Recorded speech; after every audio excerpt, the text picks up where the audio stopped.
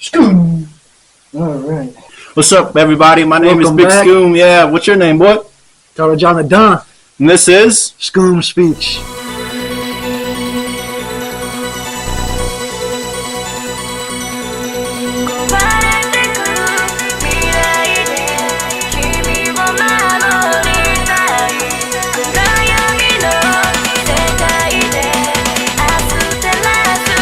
Alright, so hello. I got some stuff for us. I got some stuff for us today. Greetings, grasshoppers. Let's see where we'll start. We're gonna start pretty light. So I think this is a biblical term.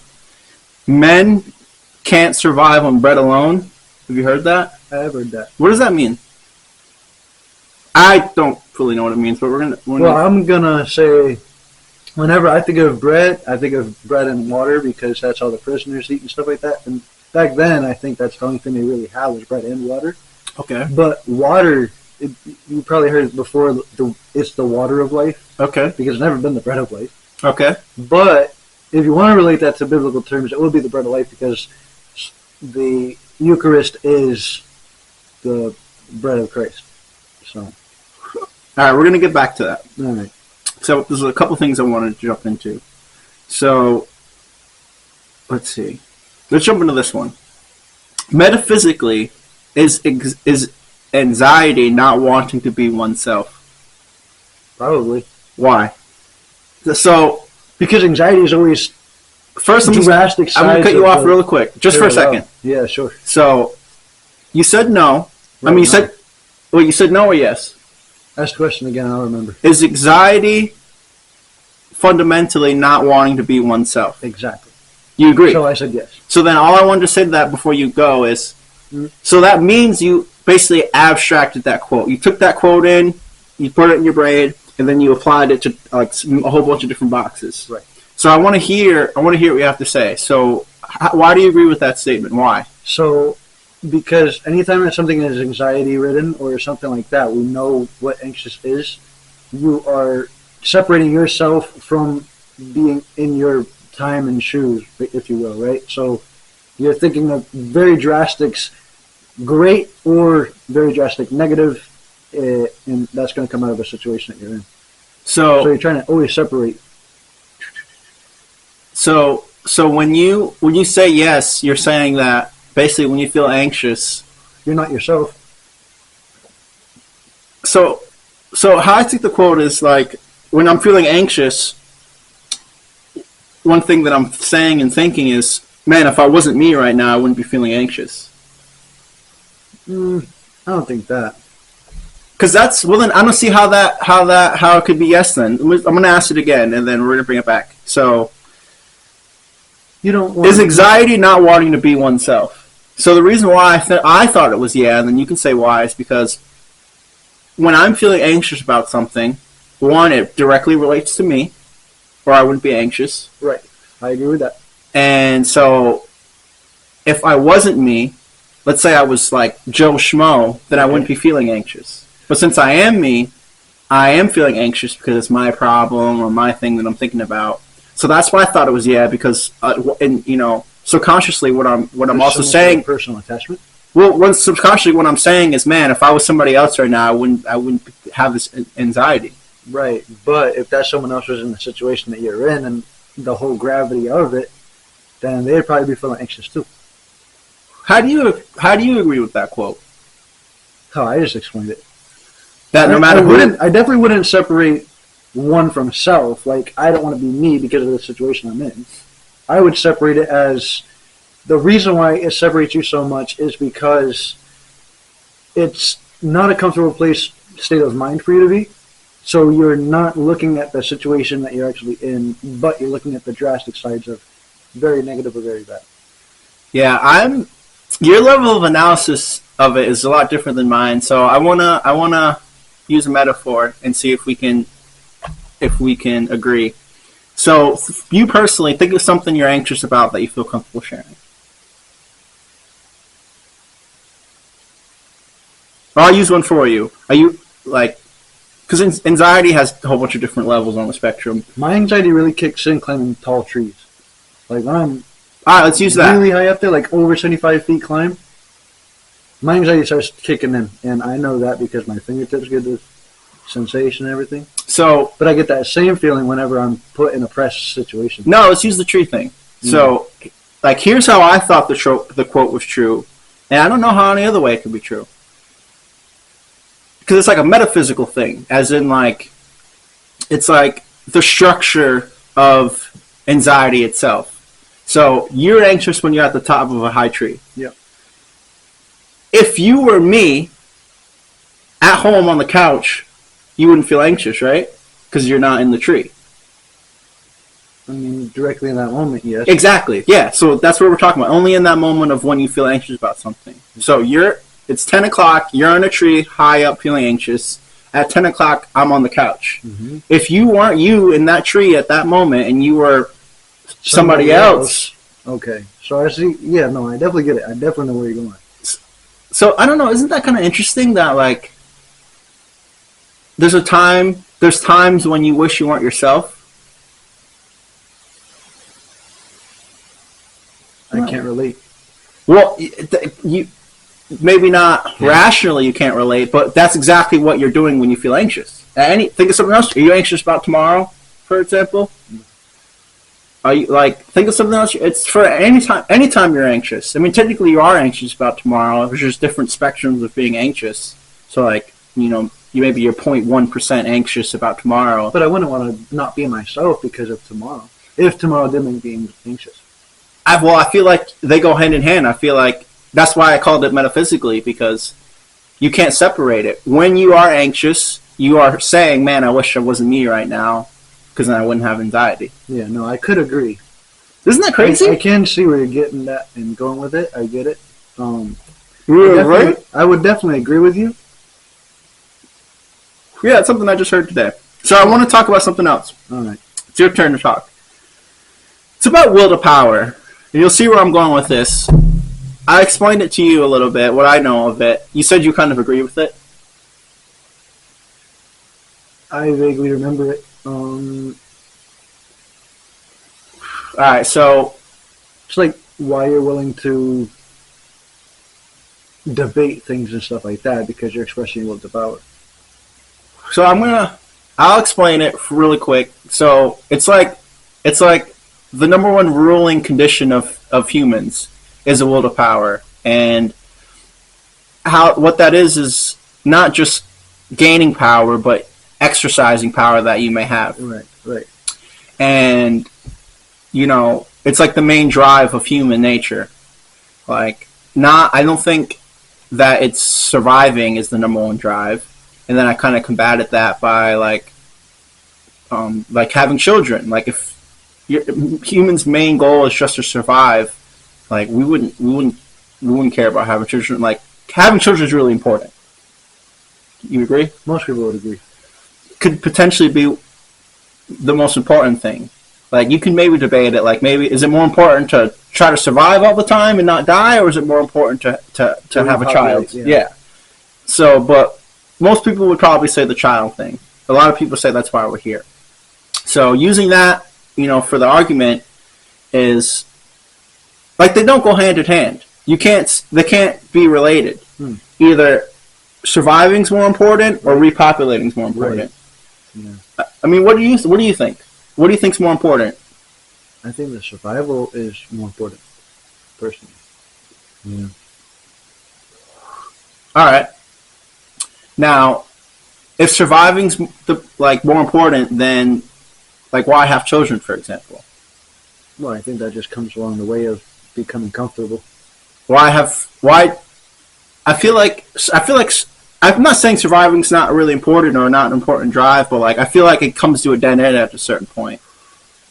Like no matter what road you take it down, surviving's most important. Why have fun? Why be happy? Why watch television? Why have children? Why talk and joke? I feel like there's no answer to any of those. Like they all just come to a dead end. Yeah, I agree with you. I feel like one thing that doesn't come to a dead end is like this will to power or using power or gaining power. I feel like you can bring every road leads back to that main road. I watch TV because I have power to use my eyeballs. I have children because I have the power to reproduce, and I use it To procreate, yeah. Yeah, I feel like anything comes back to that. So I think that's, like one of the main drives. So I was trying to think, like, where does that come from? Well, you also... Do you agree with that? Yeah. I guess you could say, like, it is part of survival to procreate because you pass on your family bloodline and things like that. So you're trying to say, if my most important drive and goal is just for me to not die, you're trying to relate that to having a child? Yeah, because if you die, then your bloodline could possibly die. I mean, when these kind of things were thought of, people weren't having huge, large families, where you see 7 kids from a family and stuff like that. I thought I thought that is how it was back in the day. That's how it started? Yeah, that's what I thought. I'm not sure. Yeah, I thought... Maybe it depends on... where at in the world? Where in the world, yeah. Geography-wise. I don't know. I don't know. I mean, no, I thought it was, like, not debatable. Like, resources were scarce. I'm sure we could agree with that back in the day. Like, we couldn't just go to the shopping mall and go get every food we need to survive for, for a month. So resources were scarce. And, the number one way of increasing your resources to survive would be to have a bunch of children to help you gather resource. Would you rather do it alone or with 10 other people? Yeah, right. Well, I don't know, because still, if it was a resource thing, then they would have just definitely limited population. What do you mean? Like what Asia does, for example. You can't have multiple kids or multiple genders or whatever. Well, they got like over 1 billion people over there. I just figuring that's why. Well, that is why. Well, also because it started from somewhere. Maybe because large families, like you were saying. That's what I definitely thought it was. Yeah. But I wanted to get back on this really quick. Well, for one, it seems like we don't agree. It seems like you're saying that you still think the most important drive is to survive. Correct? Yeah. All right. So let's. I want to really debate that because. Which would be the reason why you would procreate, because your bloodline won't die. No, well, no. I disagree with that. That doesn't make sense. It still comes off of survival. I think it takes survival, and then you procreate to make sure your lineage survives longer. There's a difference between you surviving and your lineage surviving, obviously, right? Well, yeah. Those aren't the same thing. I mean... Are they or aren't they? You surviving for a long time versus your lineage? Is your question? Is there a difference between Tyler surviving and your kid surviving? Are those the same exact thing? They're the same exact thing. Because is Tyler... as long as I'm going to survive, they'll be fine. No, that's not the question. All right. You have kids. Yeah. Are they you? In the literal sense. Oh, literally not parts of you. Are they you? Oh, literally no. They're not me, no. So there is a difference. Right. But I feel like you're trying to relate them. They aren't the same thing, which we just talked about. Yeah. Are they the same thing? Not literally, no. There we go. So it doesn't... I think because of that, it doesn't relate. You surviving is one thing. Mm-hmm. You wanting to procreate is something else. Yeah.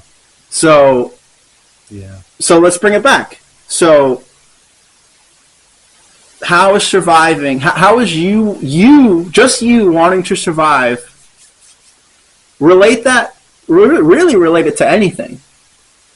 I mean, there's a couple things you could relate it to. All right, I'm going to whatever, like try to be safe when I leave my house. Yeah. I'm gonna, drive inside the lines of the road. I'm gonna wear my seatbelt. I'm gonna, stay away from drinking poison. There's a good amount of things you can relate it to. We could probably name, I don't know, probably 30, 40, 50. Yeah. Maybe 100. But I think at a certain point it stops. I don't think there's an infinite amount of things you can relate it to. You're following me, right? Yeah. Do you kind of agree with that? Yeah, it's making sense. I mean, one thing we can't relate it to is children, which we just did. Yeah, right. Which is pretty important. So there's a limit to it. Yeah. Agreed. Right. Will to power or using power, exercising power, I feel literally is an infinite thing. Honestly, I feel like, and you can throw me some examples that you don't think relate, but I think anything that a human does can relate to it. If you want, start naming some crap if you want. Well, I just thought about making food. Anything. You know, I got hands. I can make food. Exactly. You know, cutting the grass, taking poops, anything. Yeah. Children, smiling, talking, looking, seeing, thinking, dreaming. Everything relates to you. Just wanting willpower. Yeah, you wanting to use the power that you have. Yeah. Right. So I feel like because of that, I feel like it's more important, or more. It's the priority is greater because it relates to more things. Will to power is the center of life. So you kind of agree slightly. Well, that's what it sounds like it's going through. All right, so now this is where it gets good. Because I had some deep thought today. So I'm like, all right, well, where does that come from? Right, this is a good question, sure. right? Yeah, that's a good one. So I'm like, if this is the fundamental rule of all humans, where does it come from? Yeah. So I think, using my brain, I could think of like two avenues. Okay, sure. Showing smart, I can think of more. I think I know the answer. But really, that seems there's two. One seems, I wrote it down. One relates to pleasure, but I want to see what I wrote really quick. So,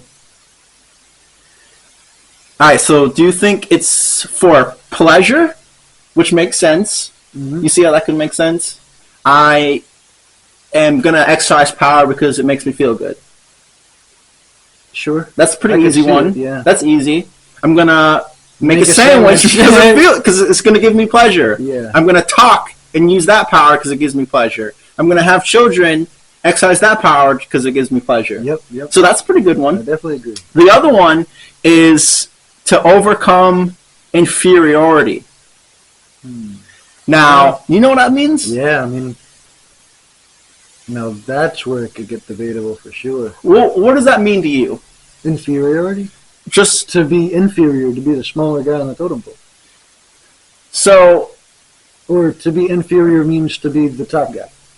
I got these two confused. I don't know. No, inferior is lesser. It is the lesser, right? So, first, do you think those are two? We're going to unpack the inferior one, but you feel like those are two main, pretty good main reasons it seems like why? It could be two direct avenues. Yeah. One of those two. Yeah. All right, good. So, already, before we get into it more, already it sounds like you're leaning more towards the pleasure one. Yeah, perfect. I'm leaning to the other one, and I'm going to explain why, and I think hopefully you might agree. Huh. So first, I want to explain the inferiority thing. I will explain if you don't, but do you see how that relates to like one of the avenues? I mean, I do.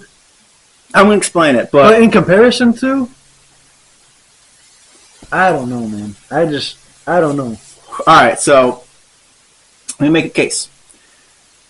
I want to make a case in a couple ways, but I don't want to make a case where I just give up the answer. So, the pleasure one you understand. So I guess I'll just give the answer. So, let's see. So, let's go to, I'm doing this on the fly. Let's go to making a sandwich. Yep. So, the pleasure one's easy. Yeah. I'm going to make a sandwich. I'm going to use that power to do it because it makes me happy. Yep. The other way to look at it, on the inferiority side, is I'm going to make a sandwich because I lack a sandwich, because I don't have a sandwich. I don't know. Pleasure, I think, trumps that still. Before you know you're hungry, you got these ideas running through your head. What are you going to eat, Reese Puffs or whatever? You make a sandwich. Hold up. Before give into your pleasure. Hold up. Had the Reese Puffs though. Hold up. Let's abstract it. All right. Let's take back the sandwich one, right, and now let's use anyone. Clean slate out here. Well, let's go back to the sandwich one first, really quick. Because you said you didn't. You seems you didn't agree with it. So either way, there's two reasons to make a sandwich that we're talking about. Let's take out the pleasure one because you already agree with that, and that one's pretty self-evident. Cool. Killed it. Super easy to understand. I guess I'll just reword it and see if it connects with you. Do you see how making a sandwich? Do you see that you're making a sandwich because you don't have a sandwich? Yeah, no, I do agree with that, but it just doesn't sound so good stemming against that. But you do agree. It could make sense. You're talking like a diplomat here. So let's use a different one because you're caught up on the sandwich. Are you hungry? Yeah. Yeah, I think that's why. All right, let's use a different one. Give me something. Always stay a little hungry. Give me something that you like to do that isn't as emotional as food right now because you're really hungry. Because you're really hungry. What do you like to do? That's a good question. Anything. Drive your car. I like to stay busy. All right, fine. Let's use that one. One, because it gives you pleasure. Sure. The other one is inferiority. Hold up. Okay. Is since you aren't busy, that's why you like to stay busy. Yeah, exactly. Because of the lack of. So for this, I could agree. Give me another one. Driving your car. Yeah, sure. Talking to your family. Give me anything. What are the things? Anyone. Stay busy. No. Just what do you like to do? What do I like to do? Dude, yeah, start naming crap. All right. Sure. Obviously it gives you pleasure, but another reason why is because you aren't there at the mall walking. Yeah. Give me another one. Well, yeah, no. Anything. I guess you're right. Anything. Anything. Driving your truck. One reason why is because you enjoy it. The other reason why is because you're not currently in your truck. I guess. Well, I don't know. That thing scares me, kid. Give me another one. Give me another one. That thing is a death trap. Smoking a cigar, anything. Come on, T. Listening to music. One reason why you like listening to music is because you aren't currently listening to music. Having a bonfire. One reason why is because you're not currently having a bonfire. That is true. Give me another one. I don't know. My brain keeps going back to food. Eating cashews, a trail. Well, now let's bring it to the food thing. So one reason why you like making a sandwich is because you currently don't have a sandwich to eat in your hand. Right. So you see how it could be both, right? It could definitely be both. All right. Which I agreed with before we got this deep off. No, you didn't. You were like, I did. Well, I was just like, well, you were like, possibly. Well, it's definitely possible. I didn't say no. It doesn't sound right, but you know. No, you were. I give it a shadow of a doubt. Yeah. It made like it could make sense, but you're right. I mean, the reason why I love having a bonfire is because I don't currently have a bonfire. So now that we have two that you clearly agree with now, because it wasn't clear then, you didn't really agree with it, but now you do. So it could be two. It could definitely be two. All right. So now put it on the scale. I would say put it on a scale, and which one weighs more? Which one's more is more qualitative? Yeah, it's more qualitative. I guess the inferior. I was just thinking about food stuff. I know, dude. I know. Yeah. So maybe we can use the food thing. So I'm trying to think how I can unpack it. So first thing I thought of is let's say you're moderately hungry, so a 5 out of 10. Yeah. Man, I could eat. But or not. Yeah, right. I always just say I could eat. You don't need food then. No, it's a choice. But when you're I can't even say the word, inferiority of your appetite. You're inferior of it. Yep, of your appetite goes to a certain level. And you're like, I'll do anything to get this right now. Then you'll go. Kind of thing. Then you'll go eat, right? Yeah, but I guess that would be survival. It technically would be survival, but we kind of already canceled that out because I'm relating this to will of power. Yep, still. So let's work with it. So when your inferiority or whatever inferior reaches a certain level, you will act. Yeah. Whether it's for the sandwich, whether it's for. And it's not out of pleasure at that point. It would only be for the inferiority. You agree? Yeah. You agree 100%? Yep. So I finished your sentence for you. Yeah, I knew you were going. Okay, so that is why. That is what I believe will to power comes from. Because no matter what, mainly inferiority. Because no matter what, when it reaches a certain level, you're going to react. You will act, which is your will to power. Yep. Which your ability to do so. Okay, so you agree? Yeah, no, it adds up for sure. That's good, man. That's good because it was a pretty big discovery for me. Now I want to get into another thing. All right, so you've heard this before.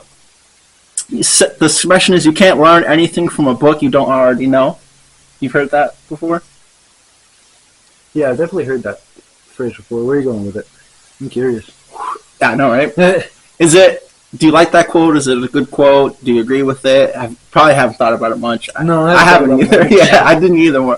But it struck me today. So you can't learn anything from a book you don't already know. I think that's what the quote was. Yeah, no, it makes a lot of sense. I would almost take it just literally as is. I wouldn't say I have personal thing to it.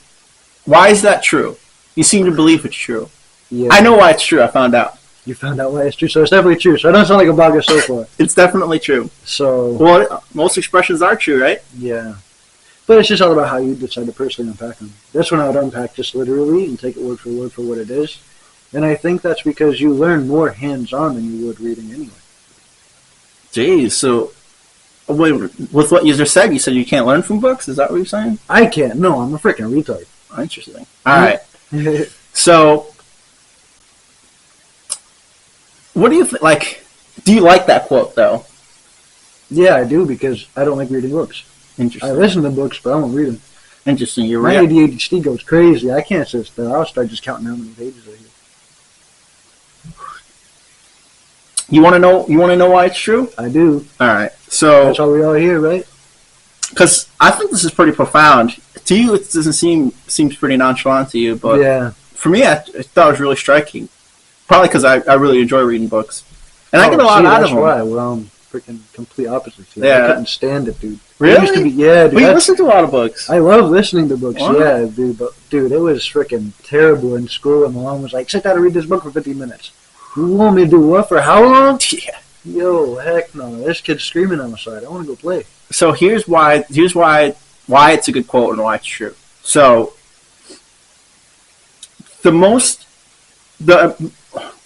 where all the meaning is found in a book, the reason why it's so important is the relationship between who's reading the book and the writer.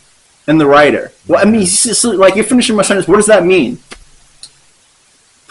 Exactly. No, exactly. And that's so interesting that you're able to say that and not know what it means. And I only connected the two this afternoon. I would just say just because humans all relate in a certain way. Can you get deeper than that? I know I'm putting you on the spot. You have dude. nowhere I'm near still thought about unpacking this right. No way, dude. Yeah. I'm still unpacking this as we go. You're onto a hot lead. I'm just trying to take the show, but I'm not even trying to. No. I was the same exact way with this quote. I heard it a while ago, and I was like, yeah, whatever that means, who cares? Yeah. And it's still the same. Who cares? It doesn't mean anything. But I heard something, and then I was able to relate it today. So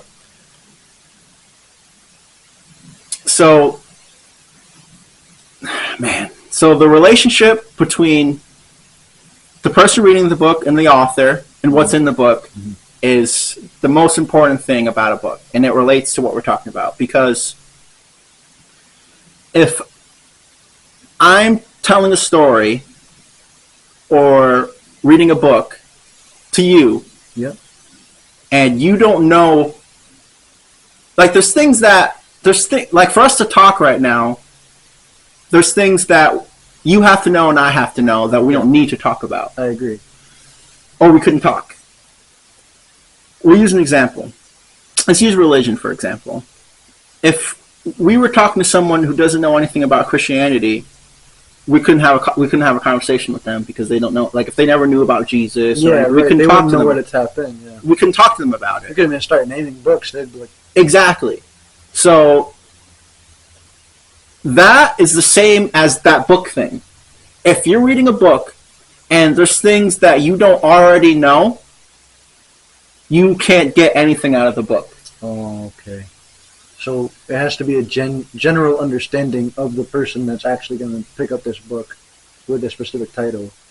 And you're hoping that your reader is going to already have a certain amount of base knowledge before they're diving in here. Exactly. Yeah. And it's so simple. I didn't want to get like specific, but you know. You see how simple that is? Yeah. Like it's such a simple answer to an expression that's kind of complicated. Yeah. Because, dude, we've all heard that expression. I just told it to you, and you couldn't think of anything. But Dude. you just got the answer, and it's Yeah. like the simplest answer ever. Isn't it, though? It is just exactly what you said. Say it again. It's you have to have some kind of base knowledge on something based off that title before you even are intrigued enough to pick it up. Well, no. Just the first part how you said it the first way. You need a base insert. It doesn't have to relate to the title or anything. Just this basic things that you need to know for you to find meaning and understanding in a book. Yeah. If you don't know those things, you can't read the book and learn anything from it or understand it.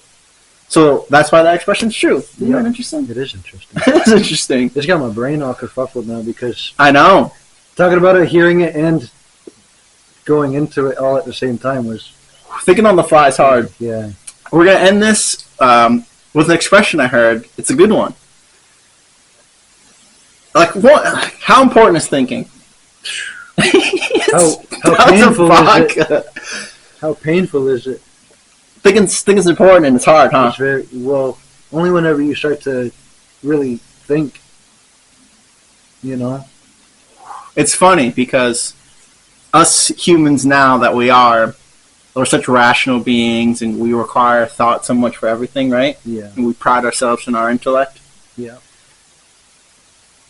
Thinking, this is the expression, and I'm going to butcher it, but the main point you guys will get, and Tyler will get. And it's super profound, I think, because of the value we have in thinking. But thinking is important, but it's nowhere near as important as seeing. Sounds like you disagree. Well, thinking isn't as important as seeing. Basically, yep. You disagree, That's huh? interesting. There's so many ways, there's a couple ways I can unpack it. But first, it sounds like you disagree. Here's one way that's true, very surface level, is technically seeing is thinking, because the brain allows us to see, right, and the brain filters our thoughts, because technically I guess it's true, but technically we see everything upside down and the brain flips it right side up. And that makes all of the things that you just said, the brain does it for your eyes to do it, but thinking isn't as important as seeing. I only think that makes sense if you're doing something dangerous you probably shouldn't be doing. Interesting. Yeah. Why do you say that? Because you can easily lose sight but still have all of your other senses, and then you'll probably be just fine if you really desire to. Do you only see with your eyes? No. All right, so then that just disproves what you just said. Because you said seeing is more important than thinking. Yes. So if I wasn't seeing with my eyes, I'd be seeing by my other senses, and I would need my brain to comprehend what I'm doing if I'm going to touch a hot stove or put my arm in a jelly. All right, you're making a good argument here. So, I think that your brain is more important to have than your vision. You'll adapt quick. So, and that's only because you learn your surroundings. You learn with your brain how to then not have to see. All right, let's dispute this. So, one, seeing is not just with your eyes. Seems we both agree on that. Yeah. So when I say that seeing is more important than thinking, I'm not just talking about vision with your eyes. So seeing, including all your other senses too? Sure, we can use that. All right. Let's see. So, because I want to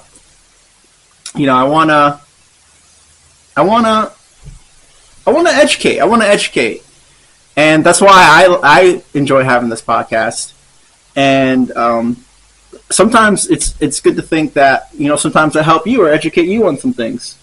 Yeah. I don't mean that in any way. But, so, that's what I want to do now. So, seeing, not just with the vision, and maybe in some mystical sense, not even just with the senses. Yeah, right. I'm talking about, that's the type of seeing I'm talking about first. Okay. And seeing in this weird sense that you may not be getting yet, and I'm not explaining super well, is more important than thinking, because thinking is a reaction. Right. Right. You seem to pretty hard agree with that. Yeah. So, since it's reacting, what comes first must be The visual. well, remember, we're not just talking about just vision here, or even just senses. My brain, Ultra instinct. my brain and my thoughts are reacting to what I see, not just in the vision or sense or touch or whatever. Right. So that's why one reason why seeing is more important than thinking. Yeah. If I couldn't see, not just visually, I couldn't think, or I wouldn't think, or there'd be no reason to think. That's true too. You agree with that? Yeah. So that's why it's more important. Yeah. Does that make sense? Mm-hmm. Does it? But now I'm thinking about dogs. Like, what do dogs think about? Because they look at a lot of shit. Okay. But some people tell me dogs don't really think a lot. They're like, their tummy will gumbo and they'll go get a little bit of food, a little bit of water, and then go lay down. Yeah, well, dogs are smart. No, I know they're definitely smart. I've seen some really smart dogs. But it's interesting, right? Like, still, Well, hearing that just, well, it makes you relate to all other brains, too. well. I mean, what was what was your point in that? I didn't really find a point in that. What is your point? because in you that? said seeing as provoking thought and things like that. So what was your point in that? I don't know what dogs think whenever because they look at everything. We see, we provoke thought, and picture on the wall and things like that. We start thinking about the picture on the wall. Okay. Dog, they see a picture on the wall. You know? Okay. Seeing is provoking thought, and that is why we then do other things. I mean, there's the only thing I think of that is, excuse me, it's like that quote I heard that I told you that on this podcast, where I was like, the quote is like, if a lion can talk, you guys would have nothing to talk about. And when I first said that a while ago, you picked it up right away. Yeah, of course. Well, I still agree with that. Why? What does that mean? We would be able to relate to anything. Okay. They're talking about chasing down rodents and things like that, killing them. We can't relate to any of that, so then what would be the point of the conversation? So you couldn't, if a lion could talk, you couldn't talk to him. You could try, but You couldn't. nah. I mean, what would you talk? Like you I said, don't know, what words would you use? I don't know. So I think that kind of relates to what you just brought up about the dog yeah, and with thing. the dog thing. Yeah. Does that make sense? Yeah. Like, what would you guys talk about? You could teach them that thing on the wall is a picture. Or even when they see that. Well, obviously it's different to us because they don't have brains like us, or whatever. They don't think the same, but Right. Cognitive, right? it just doesn't relate because you were like relating it to us, Yeah. like No, like I the know. dog sees this, I don't know exactly the point you were making. I wasn't. I was just talking. Okay, Yeah, just let my brain go. I don't know. yeah, it's been an interesting episode, man. But Yeah. that's all I got for today, guys. Peace.